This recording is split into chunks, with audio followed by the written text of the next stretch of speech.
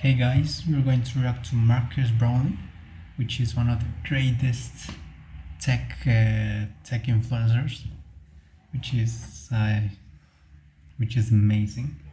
So I want to react to the Apple Vision Pro review that he has. Let's see it. I actually love this thing. Look at it. I love this thing. Not because it's flawless or anything. It is far from flawless. Well, yes. But because it's actually interesting. Like, don't forget, the last 2-3 years of Apple product review comments are just No, boring. that's Oh, true. it's just a spec bump. Yes. There's nothing really new here. Oh, they hardly change anything or try anything new these days. But this thing is Those are- interesting. It is really a new product, like not a really new product. Like it's like the VR glasses that it's already used for gaming and Oculus Rift, the VR headset for PS4, PS5, etc. And it's not really new, but this way, the way it works, this Vision Pro, it's amazing. That's true. That's interesting. It's a new product. It offers new experience and etc. It's risky, and most of all, it's new. Now, it's actually not fundamentally new. It's a VR headset, Yes. but it's new for Apple, and there are a bunch of things in here that are new in a way that only Apple would try. And just as interesting as this individual product is the possible future that this implies. Like, when you get a first generation product like this, you sort of automatically assume that there are goals for its Yes. future, that it'll have another generation and another one after that, and that there is some goal for what this will turn into 10 years down the road. That's Because we saw what happened with the iPhone and the Mac and the iPad and also That's super true. That's true. Like this is like look, this VR headset, Apple Vision Pro, is fundamentally is new product, first generation, and it's not useful. You know, it's just you can see images like that, and I think it has a really big battery. You have to carry on all the time. But let's see it, for example, in 10 years, as he said, in 10 years in the future. Like, well, right now it's a VR headset, but I don't know, in the future it can be just glasses. Just these glasses. And you can see the windows open, you can touch them, etc. And it's the future, you know? And it's amazing that this is the first step. It can look like really not. It's useless. It's not. It's not useful, but it's the first step. Let's see Let's see how it'll go in the future. sorts of other first generation products. Yes. And on top of all of that, as far as I know, Apple has never released any other first generation product with the word Pro already in the name, which comes with a whole nother set of implications. So, Really? is the world ready for all of this? Oof, I don't know. Let's get into it. Is the world ready?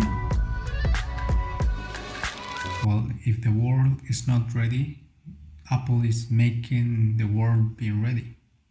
You know, like as I said, it's the first step.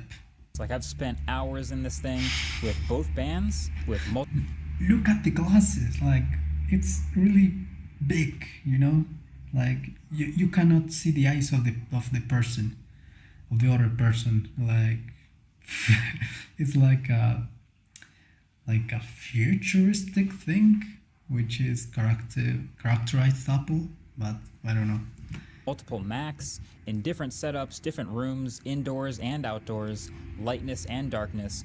There are parts of this thing that Look are at it. absolutely amazing, unparalleled, best I've ever seen. But the reason it's so You can watch interesting movies on it. is because it's actually new, and there are downfalls and flaws and trade-offs that come alongside all of Yes. this stuff. So in the case of these screens, right, they're amazing. There are so many pixels, but because there's so many pixels, the computer Look at it inside. It's as the VR headset we all know. amazing. There are so many pixels, But because there's so many pixels, the computer inside cannot actually render everything in high resolution all the time at 90 hertz. Wow. So instead, it does something clever. It combines the insanely fast eye tracking with what's called foveated rendering, meaning it's only actually rendering in high resolution exactly what you're looking at when you're looking at it. The rest That's nice. That's really nice. is soft and fuzzy. Edges of the headset are a little bit further Yeah, in look than at the this. edges of your vision, and so there's a little bit of like a cone Of effect the going on, edges. and there's some chromatic aberration around the outside. So you kind of have this slight feeling of looking into a large tunnel at everything. There are actually no field of view numbers published by Apple anywhere about Vision Pro as far as I can tell, and I kind of think that's on purpose because I have noticed from Really? using them both that the Quest 3 has a better, wider field of view just looking inside the headset. So if I Wow. could change one thing about the Vision Pro to make it more immersive, it would be a wider field of view. Yeah, wider. No question. So you put this headset on, and the first thing you see is pass-through. I mean, you might as well call it transparency mode. And the It's like sharpness and the transparency. You colors see it- and the very It's like you see what's the current world. You see the world itself, but adding windows, and you can place them anywhere you want. And I don't know, like people make useful, make useful things for it. Chronometers, YouTube videos. You can put like a theater, a movie theater in your house, and that's kind of cool. Well, for some, it's kind of cool for only you to see it, to watch it, not other people, only you. low latency are all so I don't think if there will be like other people to watch what you are already watching. I don't know, maybe. I didn't buy it, so good that I really don't experience any eye fatigue no matter how long I am in this pass-through mode. Despite my eyes being inches from these screens, I can interact with the real world around me, pick things up and look at them. I can walk around between rooms and not trip on things. I tried having people throw things at me and I could just catch them. I played table That's tennis cool. successfully with the headset on, which is crazy if you think about what's actually happening here. The total latency, Apple says, is 12 milliseconds. 12 That's from the milliseconds. outside light hitting the outside sensors to the inside image being updated and hitting your eyeballs. okay. That's incredibly fast. And that includes the exposure time of the cameras. That's the specially designed R1 chip at work. Okay, that's something interesting. It is recording the world, and it shows it to you inside the Visions Pro. Okay, I thought it was just like normal glasses, normal glasses, but that it shows you like windows. But actually, it is not like that. It is recording the world. It shows to you, and then the windows appear. Okay, I didn't know that. But, as Nilay from The Verge has put it, it's still cameras and screens. Like the Okay. technology of today isn't magic. So you still have to expose a camera sensor and set ISO and shutter speed, Yes. etc. And you can kind of play around with this a bit. Can you use it with glasses? Because I use glasses, so I don't know. Maybe yes, because in already VR headsets for gaming, you can use it with glasses. I don't know if you can use them for this. Just by looking around, like at bright objects Yeah, look at or it. high dynamic range environments. And you know what? For the variety of situations I've thrown at this thing, it's handled it very impressively the whole time, mostly prioritizing Look at how smoothness you and high close shutter them. speeds at the expense of cranking up the ISO and getting way more noise, especially in darker environments. But you can still see stuff like the hand occlusion breaks sometimes or look really janky when you put your hand in front of something. You can still see objects start to float a little bit more in X, Y, and Z Playing space when you're in chess. much lower Look at lighting it. as opposed to the usual perfect position. Again, Okay, so you can play chess with another person who already has the Visions Pro. I don't know. and it's the best I've ever seen with today's tech, That's right. but it definitely still has a long way to go. Of course. If this is the beginning, I'm really like I really want to know what's coming, in 10 years. And responsiveness of the spatial This audio, is it's all cool. so well thought out that, How once it everyone on the scans call you. gets past the initial, like, what is this? The shock, the moment they first see the virtual version of you, once they first get past that, then it actually kind of slowly gets easier and it feels way more like a normal conversation than a normal FaceTime. And it trades the downside of not being able to hold up objects to your camera for a button that can switch to a Look at real-time it. first-person view where you can use both hands instead of one. Does the audio from these speakers still bleed out into the rest of the world, so anything over half volume is incredibly audible to everyone in the room around you? Oh, okay. Yeah. But does it also still sound really, really impressive for not Well, you can actually use being headphones. real headphones?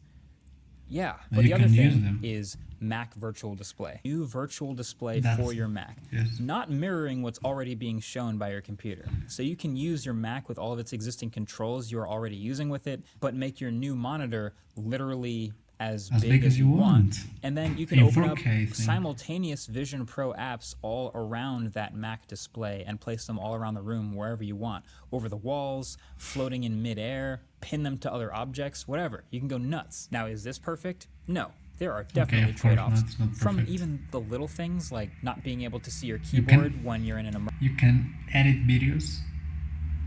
I don't know, like editing videos while you're not actually using the computer, only in the air, of course.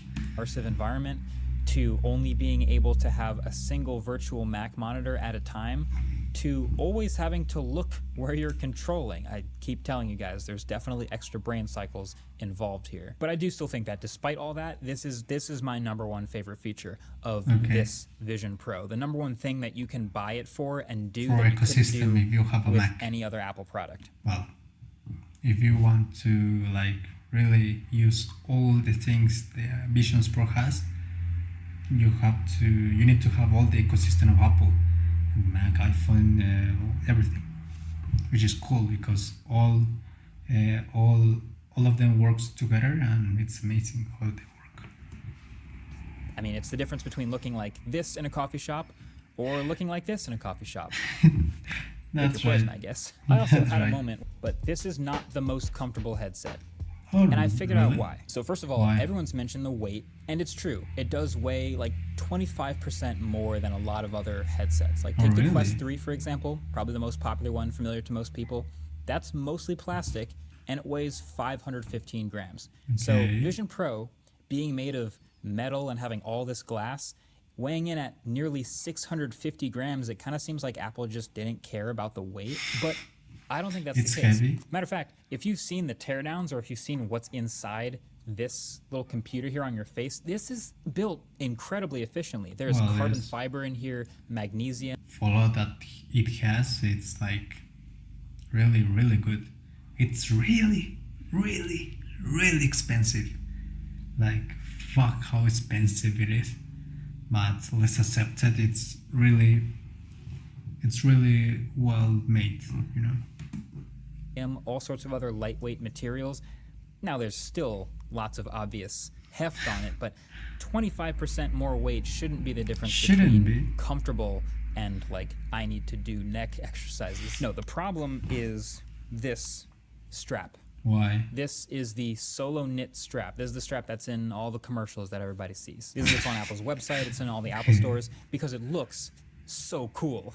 And I think when Apple was probably first deciding, okay, we're going to get into this VR headset market. How do we differentiate ourselves? We got to reinvent a few things, Yes. like the input method and all this stuff. I think they thought the strap had to be one of them, and that's how we got this thing. And I think Dave 2D was they've included in the box this second band. Second This band. is the dual loop band, and it's super easy to pop this one off and pop this one on. Now, it's Yes. not as Yeah, cool for looking up- as the Solo Knit band, and it's going to mess up your only hair hit. more than the Solo Knit band, and it's not as easy to adjust as a Solo Knit band. You're literally like trying to find and attach Velcro blindly at the top of your head. Basically, it's almost as lame looking as every other VR headset strap, but it turns out they all look like this for a reason, and oh my god, is it so much better for Okay, wearing yeah. it for a long time. I think this again comes down to what we expect Yeah. Vision Pro to be in the future. see-through glasses. A way really down the line. futuristic But product. that's obviously not possible with today's tech. So Yes. the closest we can get is a lenticular display that shows your eyes to the outside world, and so that you can see them and they can kind of see you. I don't know. At this point, I've tried my eyes, at it. but also everyone else here at the studio has also scanned themselves in and tried eyesight, and it's just not It looks really bad. Really, really bad. very visible. Like, the smooth glass of the headset is so incredibly reflective that there's almost always some light bouncing off it in a way that makes the eyes hard to see. And even if you can see it, it's pretty low resolution thanks to the lenticular display. And the bottom line is it doesn't actually feel like eye contact most of the time, there's no eye contact. which is very different from what you might have seen in the ads, especially for darker skin tones. And I was actually thinking about this. For me. It's like, this is so far from what I think I expected that I was wondering, does Apple in the next generation Vision Pro double down on eyesight, or do they get rid of it? And I think they have to keep it. Like, it's such an iconic part of the headset that Yes. everyone's expecting it to stay, so it's got to be there. But also, this is Vision Pro, and I think that Yeah, applies. it's like the Pro. Why not only Apple Vision? Okay, I don't know if there will be a Apple Vision, because this is the Apple Vision Pro. I don't know if there will be a Apple Vision Pro Max. That we're going to get Apple Vision at some point down the road, which is like a less expensive Yeah, version less of this. expensive. And with that, do you take out eyesight, or does that still appear in the lower end version? I don't know. Only time will tell. Only time will tell. Conclusion. So, all right, look, at the end of the day, when I'm answering those texts about what do people want to know what I really think about Vision Pro, I think the Vision Pro is a really expensive, Really really fun toy. It's a Like, this is an incredibly fun piece of tech to play with. And I am loving watching the pieces of media built specifically for Vision Pro. I am loving playing some of the new early games that are taking advantage of the 3D space and the hand Yes. controls. I am loving the idea of getting on a plane and editing videos on my Mac, or watching a movie on a gigantic screen while the person next to me can't see any of what I'm doing. can't see. Yeah, That stuff that's right. Cannot see anything. is all so sick. And if you're actually thinking about buying one, I think you should be able to expect to enjoy all of that same stuff too. But definitely still note that all of the symptoms of a first generation product are definitely also Yes. still here. It's heavy. It's not a lot of apps. The battery life is meh. And it's expensive. So here's the bigger question. Is the Vision Pro a guaranteed success in the future? Oof, is it?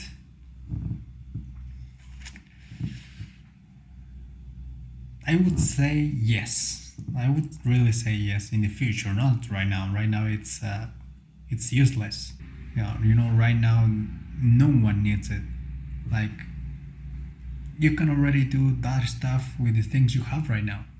Watching movies, knowing the apps, working with apps. You can do everything you want with the things you already have. But, it's revolutionary, kind of. It's useless, but it brings new things. And in the future, yes, I think a lot of apps will be included in the Visions Pro. I don't know, more systems, more windows, more interaction with everything you have.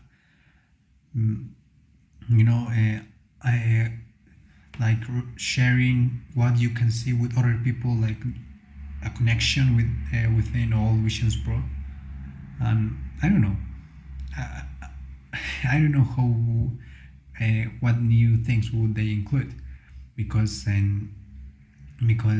before a few days we didn't know how it really worked, and the things they include in the Visions Pro, they really are new things that we never knew would like exist, but they are here now, and let's see how it goes in the future.